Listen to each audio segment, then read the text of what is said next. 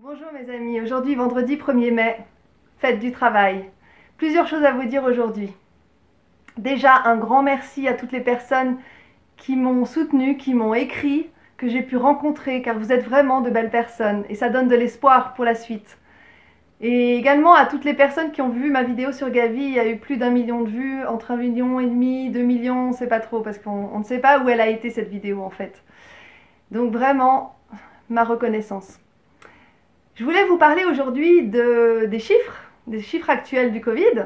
Comme je suis mathématicienne, les chiffres, ça m'intéresse un petit peu. Et également de ce que l'OMS entend par pandémie. Une pandémie, c'est une épidémie qui touche un grand nombre de personnes sur une zone géographique étendue. Donc on a vraiment des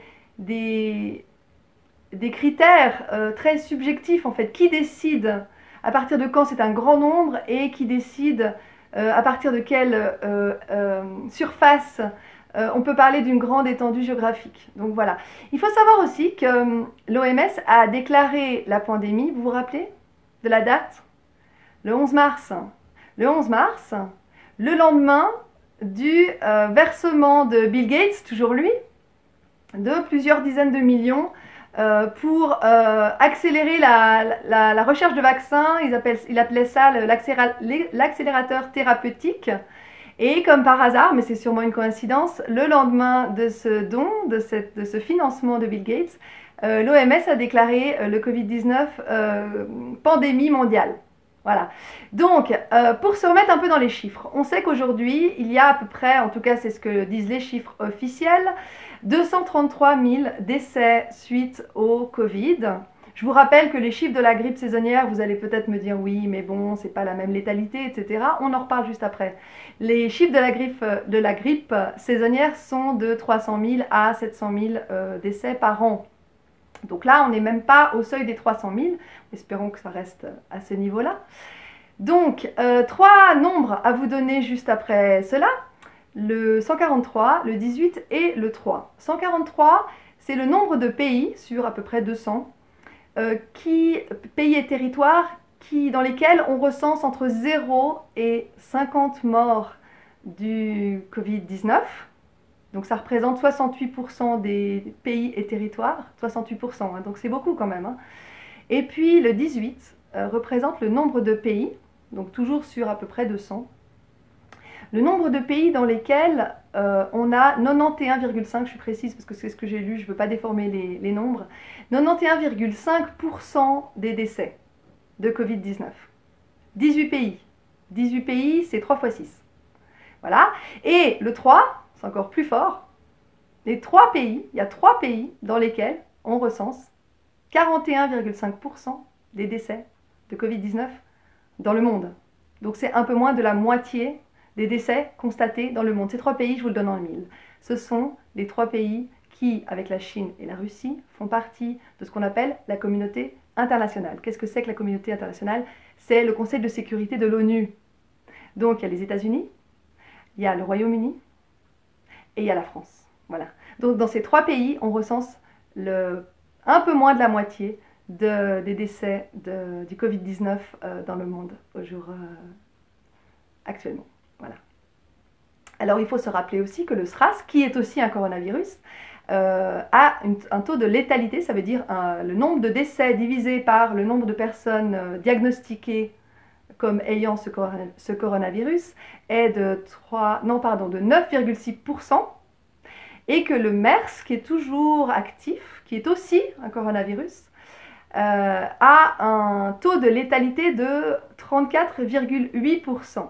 Le coronavirus qu'on connaît actuellement, le Covid-19, a un taux de létalité d'environ 7%.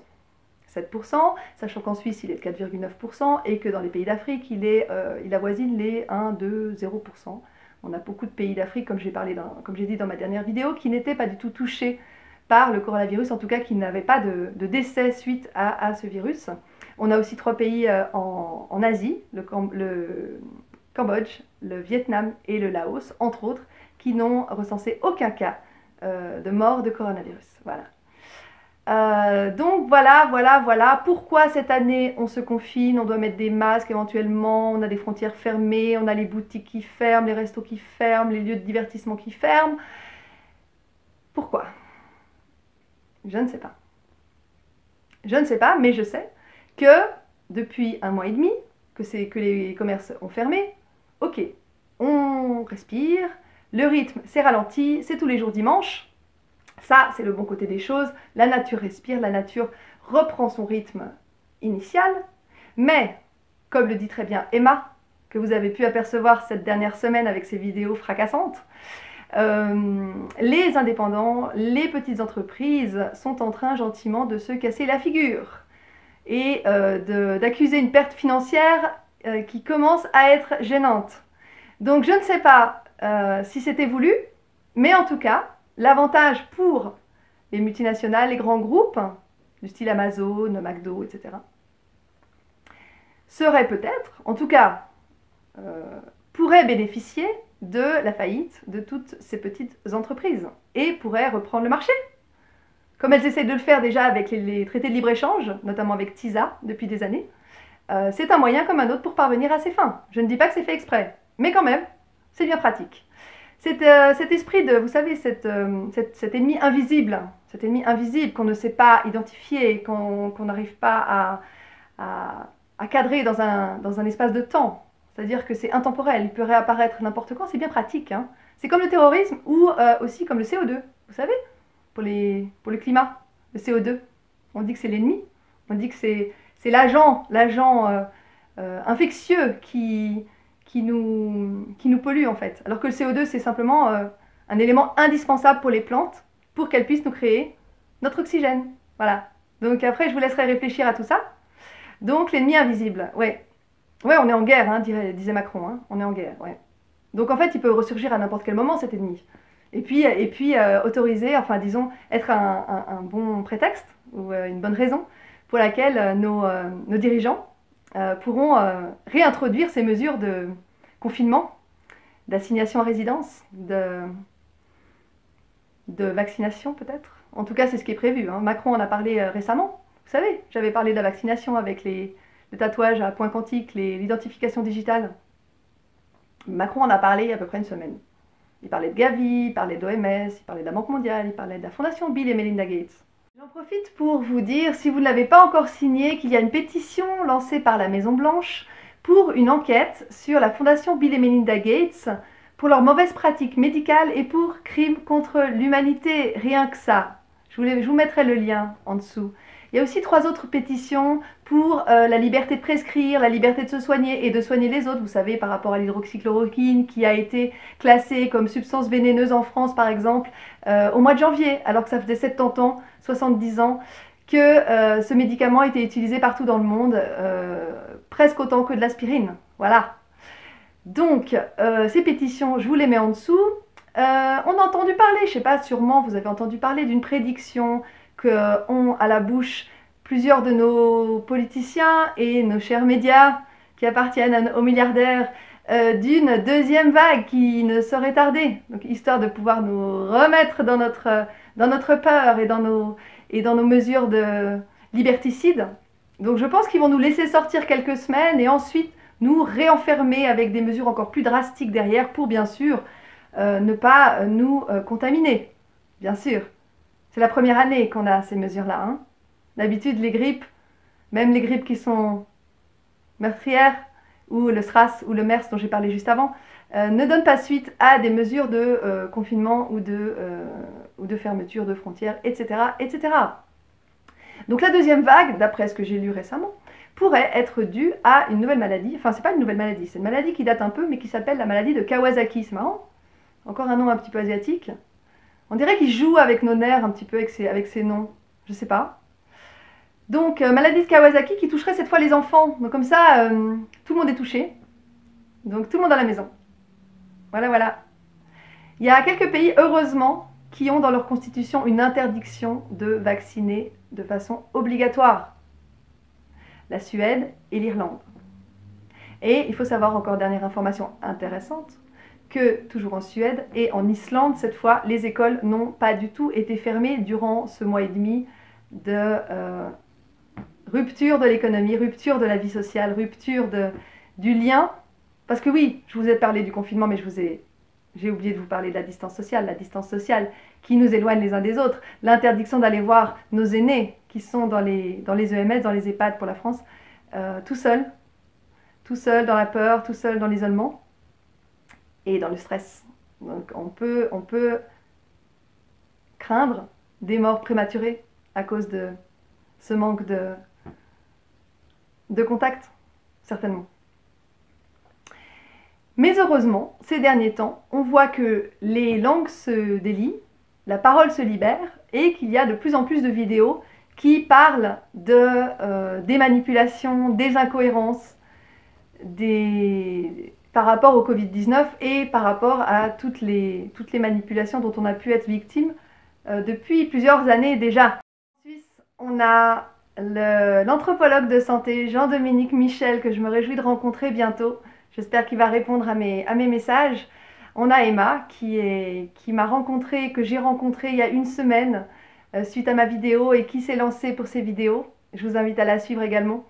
On a plusieurs personnes comme ça qui ont fait leur part de colibri, qui apportent leur goutte d'eau à l'incendie, qui jouent les sentinelles et j'aimerais que ce phénomène se multiplie pour que nous soyons tous des colibris du monde nouveau que nous voulons voir émerger, loin des obligations de la 5G, de la surveillance de masse, du vaccin obligatoire et toutes ces petites choses qui nous coupent dans nos libertés. En parlant de liberté, vous vous souvenez que ma vidéo a été censurée au bout de 1 jour et demi. Et je ne suis pas la seule à vivre cette censure. Ça fait déjà plusieurs années que je l'expérimente, hein, autant sur mon compte Facebook que j'ai désactivé récemment, je vais vous expliquer pourquoi dans une minute, que sur YouTube. J'ai mis un film une fois qui s'appelait Vaxxed, le fameux film qui fait le lien entre l'autisme et le vaccin rubéole, oreillon, rougeole. D'autres vidéos ont été censurées, j'ai eu mon compte qui a été fermé, j'ai eu mon Skype, mon Gmail, enfin bref, à peu près toutes mes plateformes de communication ont subi la censure à un moment ou à un autre. Et je ne parle pas de tous les lanceurs d'alerte qui vivent la censure au quotidien. On a également, là récemment, 2 personnes, un cardiologue et une avocate, qui remettaient en cause les mesures prises contre le Covid-19. L'un en Suisse, donc Thomas Binder, et l'avocate Beat Banner en Allemagne, pardon, qui ont été mis en hôpital psychiatrique parce qu'ils dérangeaient. Voilà, donc ça c'est la solution des gens qui sont au pouvoir, qui veulent sanctionner ou qui veulent faire taire, qui veulent museler les personnes qui éveillent un petit peu trop les consciences. Voilà, sachez-le, c'est arrivé à plusieurs de mes contacts aussi. Voilà. En parlant de censure, c'est le moment de vous parler de ma situation. Il faut savoir, alors plusieurs personnes le savent, mais là je vais le dire clairement. Le 3 décembre 2019, donc il y a 5 mois, j'ai été convoquée sur le champ par mon directeur pour me lire un courrier qui me signifiait un entretien de service. Un entretien de service, ça veut dire que c'est un entretien qui mène à une sanction pour quelque chose qu'on a fait.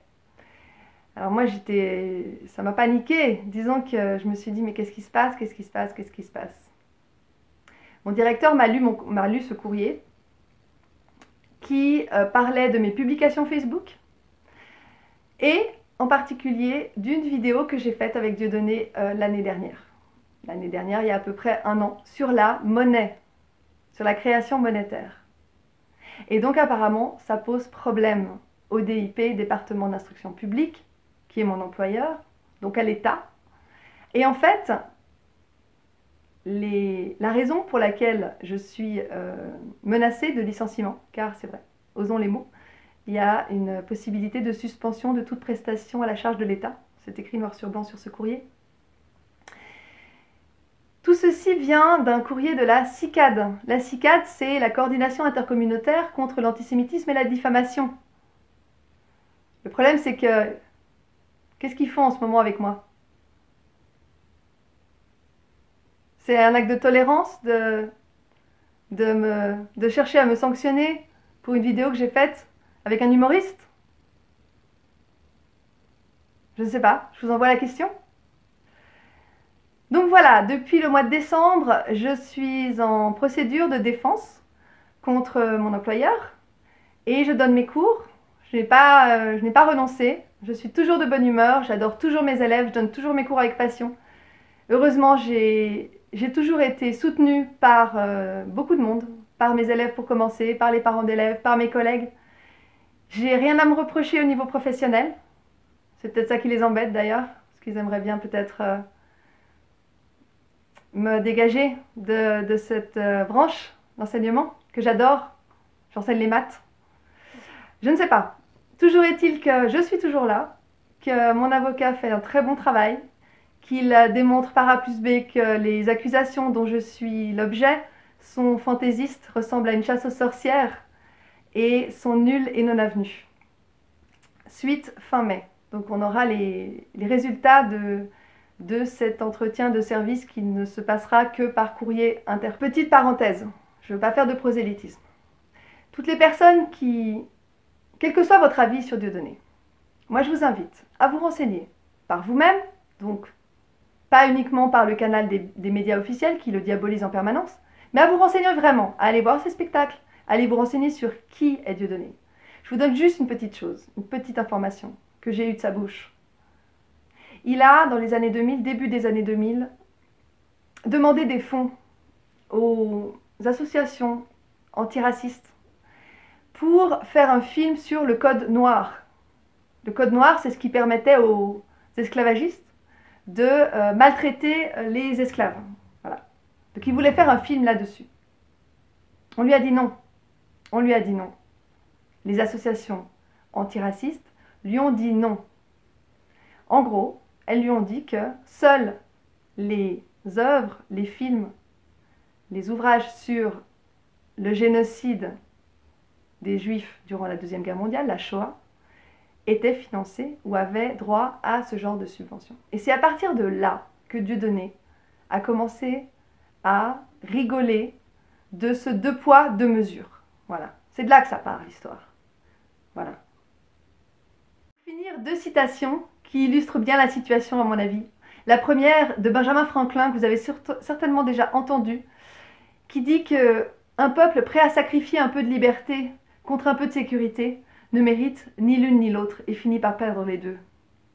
La deuxième citation de Hannah Arendt, écoutez bien jusqu'à la fin, dit que quand tout le monde vous ment en permanence, le résultat n'est pas que vous ne croyez plus les mensonges, mais que vous ne croyez plus rien. Un peuple qui ne croit plus rien ne peut se faire une opinion. Il est privé non seulement de sa capacité d'agir, mais aussi de sa capacité de juger et de penser. Et attention, la fin est importante. Et avec un tel peuple, vous pouvez faire ce que vous voulez.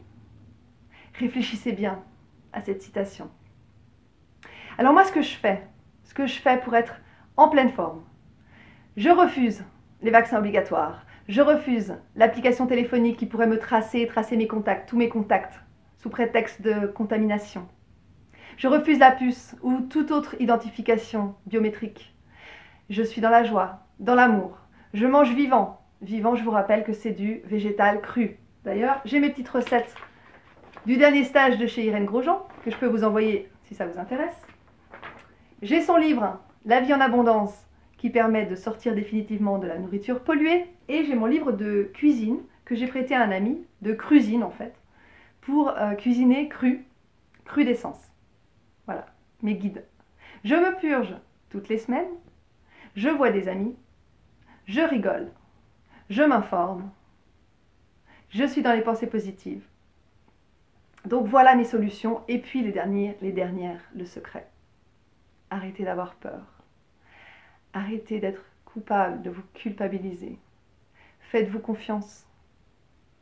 Car vous avez tout à l'intérieur de vous. On a tout à l'intérieur de nous. Reprenons notre souveraineté en commençant par soi-même. Gandhi disait, et ce sera ma dernière citation pour ce soir, « Sois le changement que tu veux voir en ce monde ». Ça commence par nous, ce changement-là. Je vous dis à bientôt et je vous souhaite une bonne soirée.